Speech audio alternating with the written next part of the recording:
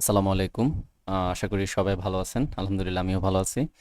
So আমি রাকিবুল ইসলাম। আপনাদেরকে আমি হাঙ্গেরি অ্যাপ্লিকেশন প্রসেসের এ টু জেড সব ইনফরমেশন প্রোভাইড করার ট্রাই করতেছি।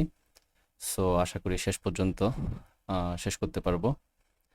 সো আজকে আমাদের যে টপিক নিয়ে কথা বলবো সেটা হচ্ছে রিকমেন্ডেশন লেটার।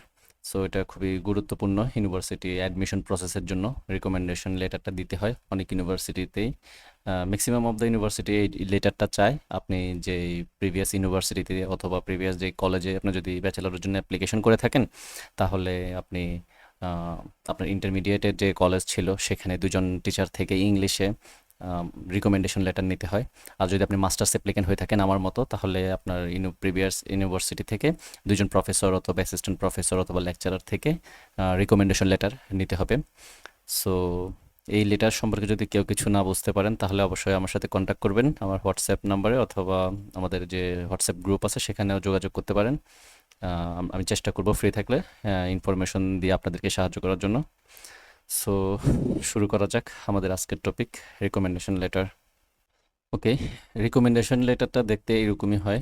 আমি জাস্ট একটা ওভারভিউ দিয়ে দেখাচ্ছি আপনাদেরকে। এভাবেই এরকম এটা একজনের রিকমেন্ডেশন লেটার, সাথে হচ্ছে আমি আরেকটা পেজ এখানে স্ক্যান করে অ্যাড করে দিয়েছি, দেন দুইটা রিকমেন্ডেশন লেটারকে একটা পিডিএফে নিয়ে আসছি।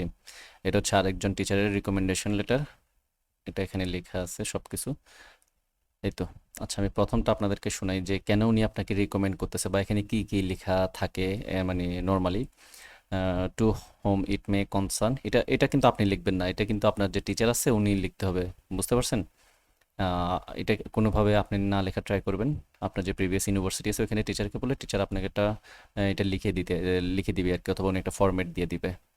ওকে, এই লেখাটা পুরোটা হচ্ছে টিচারের লেখা, মানে এই লেখাটা টিচারে লিখছে। It is a great pleasure for me to recommend, আমার নাম Rakibul Islam, masters programme admission at your university and I have known.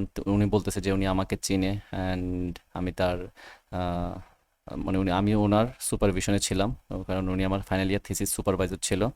And I could remember, উনি আমার সম্পর্কে যা যা জানে এভরিথিং সব কিছু উনি লিখছে, আমি কি কি করছি করে নাই, এখন আমার অ্যাচিভমেন্ট কি, উনি আমাকে কিভাবে চিনে, আমি ওনার আন্ডারে কি কি করছি, থিসিস পেপার করার সময় উনি আমাকে কি কি দেখছে, আমার অ্যাটিটিউড, আমার চারিত্রিক বৈশিষ্ট্য সব কিছু এখানে লেখা ট্রাই করছে। রাকিবুল ইসলাম হ্যাজ এক্সিলেন্ট কমিউনিকেশন স্কিলস, আমার কমিউনিকেশন নিয়ে উনি কিছু বলছে। হিজ ওর মানে রিটেন অ্যান্ড ওরাল স্পিকিং সম্পর্কে আমার বলছে, কমিউনিকেশন সম্পর্কে বলছে। And he is a proactive sharp and good team player. এই তো সব কিছু আমাকে নিয়ে লেখা, আমার টিচারে আমার প্রফেসর এটা লিখছে। সো লাস্টলি হচ্ছে যে আমার ইনফরমেশন নিয়ে যদি আর কোনো কিছু জানতে চায়, তাহলে উনি ওনার ইমেলটা এখানে অ্যাড করে দিছে যে এই মেইলে কথা বলার জন্য, এই আর কি। এটা হচ্ছে একজন টিচারের রিকমেন্ডেশন লেটার। আফটার দ্যাট হচ্ছে আমি আরেকজন টিচারের থেকে নিছি, ম্যাক্সিমাম ইউনিভার্সিটি দুজনেরই চায়।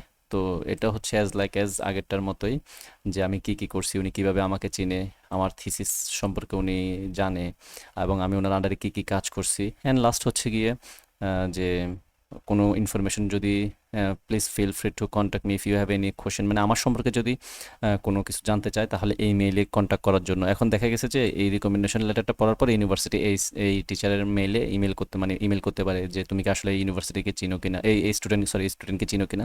তখন যেহেতু এই টিচার আপনাকে দিছে, অবশ্যই তিনি এই মেইলে রিপ্লাই করবে যে হ্যাঁ আমি তাকে চিনি, এটা এটা, বা এই পেজটা যে আমি যেগুলো দিছি এগুলো ট্রু কিনা, এই অল ইনফরমেশন এগুলো কি ট্রু কিনা।